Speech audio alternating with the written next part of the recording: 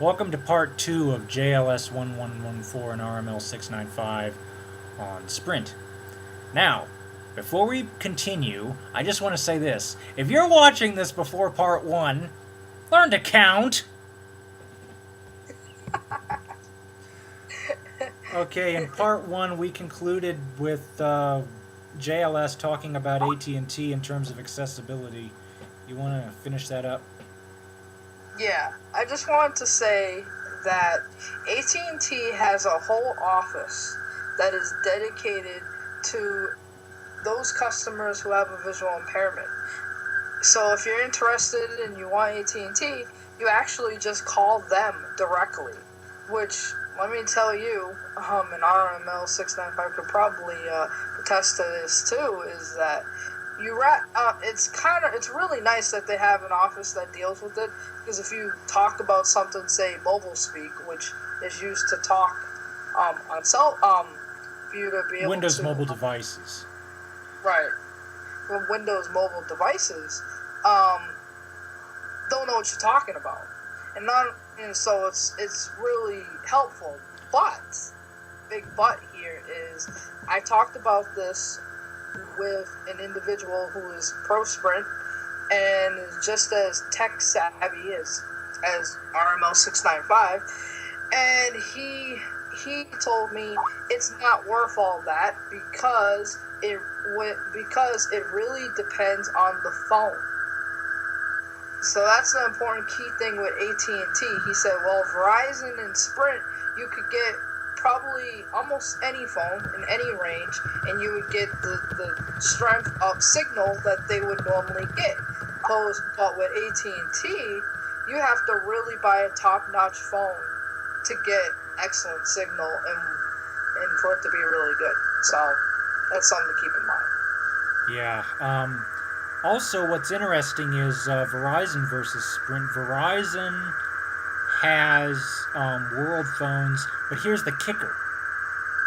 The only way to use the world feature is to go with Vodafone. You have no other choice. At least not that I know of.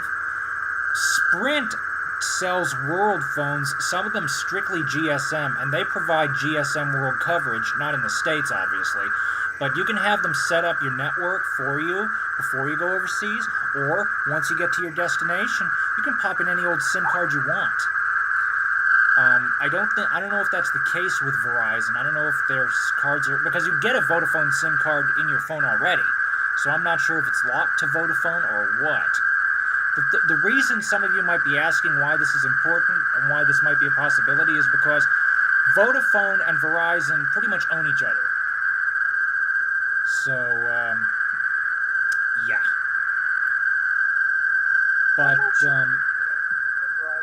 Something tells me you can't. well, we'll see. But anyway, anything else that you were thinking of? No, I think that's about it. Okay. One of the things that I was curious about was the following as far as the iPhone versus the Pre. The iPhone is accessible out of the box, but here's the kicker. And you need to be technically savvy in order to understand what I'm about to say. In order to, well, this first part you don't have to be, but after that you'd have to know what Linux is. With the iPhone, if you want to get an app up there, you have to go through Apple, and there's really there is no way around it. If you don't go through Apple, then you can't develop for the iPhone. Period. Essentially, that's how it works. But with the Pre, it runs WebOS, and that is based on Linux. And the beautiful thing about that is, Linux is an open source environment. And if you want to know how quickly they're developing for the Pre, get this. The iPhone, as you know, does not have Flash. The Pre is expected to have full Adobe Flash support by the end of the year. Because Palm is very committed to the open source Adobe Flash project. And what's more, I just read this. It seems their latest firmware update for the Pre is putting iTunes synchronization back in motion. And if you're wondering how they're able to do this, I mean, yes, Apple's breathing down their necks, but if you're wondering how they're able to do this legally, for those of you who do not know, the CEO of Palm is John Rubinstein, and John Rubinstein used to work for Apple as a hardware engineer in the iPod division. So he knows how that works. So he knows what, he can tell his engineers, because he's got the experience. I mean, he may be the CEO, but he's got the experience to make, his Palm device work on the WebOS, not so much device-centric, but WebOS in general, work with iTunes. And the other great thing about it is the fact that, like I said, because it's Linux, there's no approval program, as far as I know. You just put whatever the hell you want to up there. So that's also, as far as the hardware itself, you get a full physical keyboard and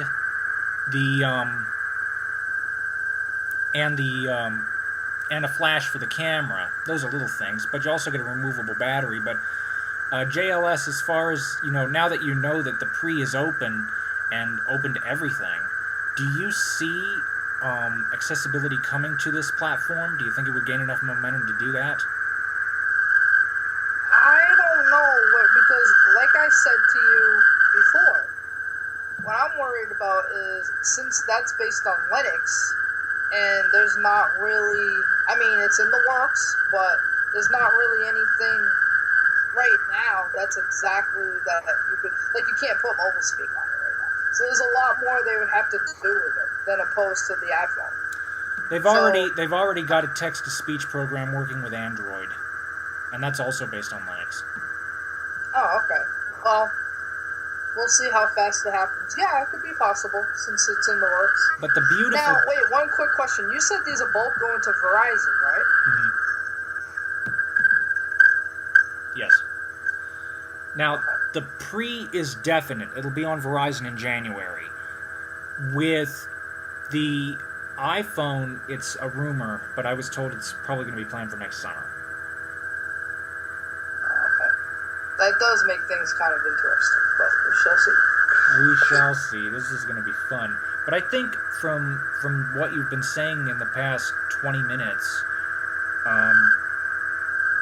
in terms of the four carriers, AT&T, T-Mobile, Sprint, and Verizon, would you still want to pick Sprint if you had all four as a choice? Yes. And what do you think, just to close, what do you think your reasoning would be? And I think you should also recap for part one, just in case there's anybody out there that likes to watch 2 before 1 and thinks their brain is backwards. Okay, well, like I said in 1, I've talked about various experiences. I've been around a lot of people with Sprint and people that I feel like knows what they're talking about, and I have been there in person to witness it, even when they first got their phones. So that's why, and they have more accessible, and they had good service, and they have more accessible phones. I feel they're trying to cater to the visually impaired, which I am in you, more than I feel Verizon is, and I feel they are the second best out there. If I'm not going to go with Verizon, Sprint is a pretty close with Verizon. So, that's why. So, but yeah, personally, I'm looking at Sprint, and the more I look at it, the more I like it. Particularly with the two, the cheaper data rate and the 7 o'clock evening start. Plus, as far as devices, the Palm Pre, it sounds to me like Sprint's a winner. Yeah. But it sounds to me like you and I, you definitely want to go to Sprint based on what you've been saying, and, and as we've said before, GSM, or CDMA is definitely superior technology to GSM. Not only that, real quick, Sprint has lots of choice. You got about 16 seconds. Sprint has choices with more accessible phones. Yeah, and mobile speaking on a lot of them. All right. Thank you, everyone, for watching. Comments against us will get you blocked, and have a nice evening.